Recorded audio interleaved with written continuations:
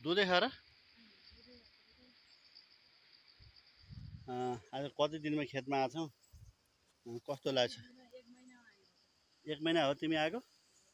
म त कति 10 दिन कि 15 दिनतिर म पनि आएँ।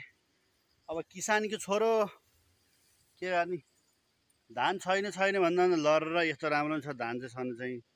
तर अब यो धान के धान रे बुढी हो? पिएससी धान हो। तिमीले चोइसमा ल्याए नि यो धान फलेन भने मन गर्न त मजा फलेको त। ऊ त्यहाँ चाहिँ हो झुरुप्प छ धान त है।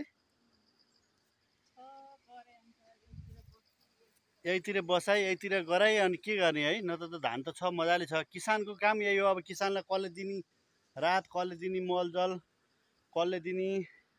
अब यो नगरी काममा पुग्दैन खाना साँझ र बिहान भने जस्तो छ। यस्तो हालत छ।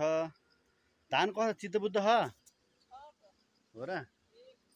ल ल ठिक छ। ल बुढीले चित्तबुद्ध छ भनेपछि मेरो पनि चित्तबुद्ध छ भन्न पर्यो। हस् त।